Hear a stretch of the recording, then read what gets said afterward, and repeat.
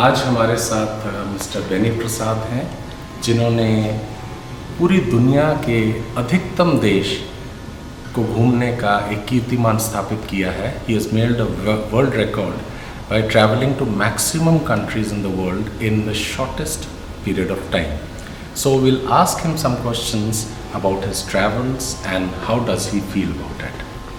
So sir, you made this world record where you have traveled to maximum countries in the world in the shortest period of time, and you are not very old, as I see.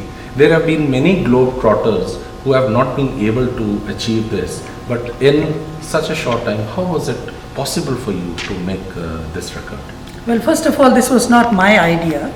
It was never in my dreams that I thought I could travel the world.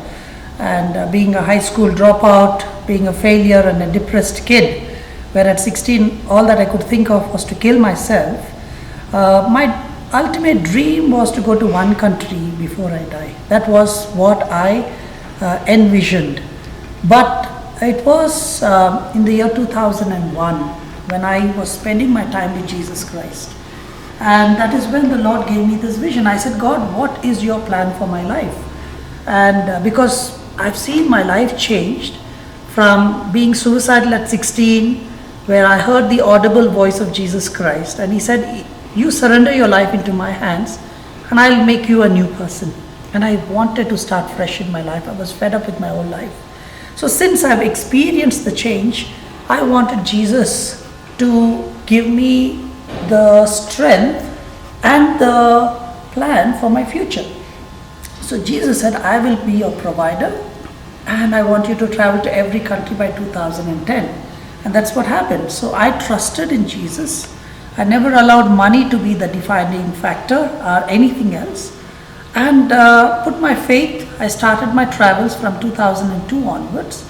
And by 2010, I was able to travel to every country in the world. So I attribute and give the credit back to Jesus for giving me the strength, for giving me the power, for giving me the provision to travel to every country in the world.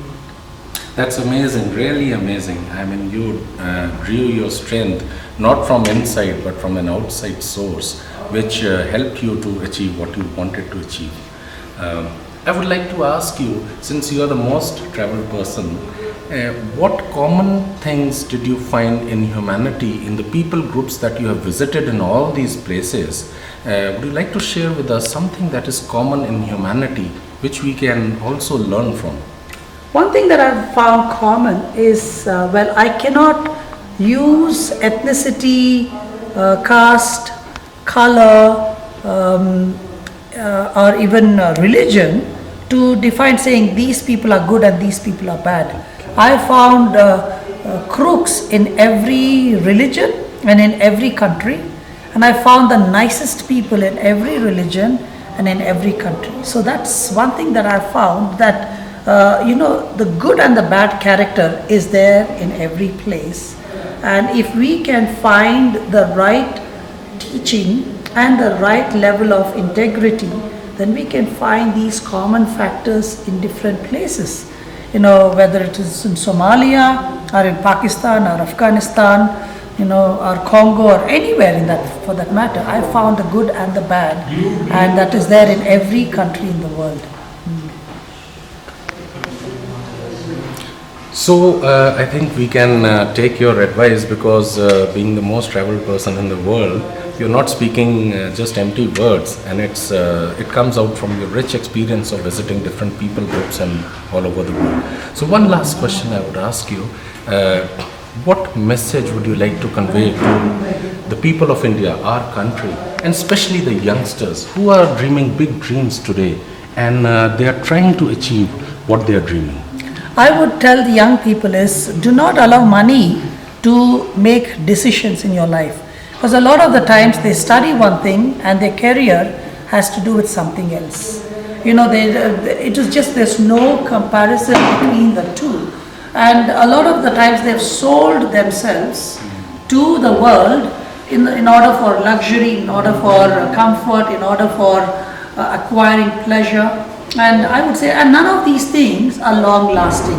None of these things will help you in a long way. So I would encourage young people is to have purpose in life, is to have passion. And whether you make money or no is secondary, but make sure that you have purpose and passion in life and let that be the driving force. And put God in the center. God is not outdated. God is not someone who is only exclusive to the so-called holy of holies people, but He is the God of everyone. And I would encourage you to put Jesus in the center of your decision making. And He is a good Father, He's a good God, and every good and perfect gift comes from above. And from me, from being a broken child who was at the verge of committing suicide, to God giving me this vision to travel to every country in the world, that shows the goodness of God, which is beyond our human ability. So I would say that put God in the center and let Him be the driving force for you to journey your life. And I'll tell you, your life will be adventurous and you will enjoy till the very last day. Okay, so we can say that putting God first in your lives and whatever you do, and have a purpose and a passion for what you want to do in life, is the driving force, and it makes you successful.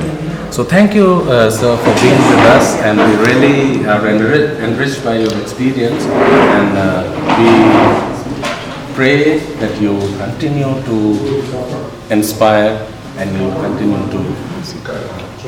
Well, thank you for having me, and it was wonderful to share my experiences of what Jesus has done in my life.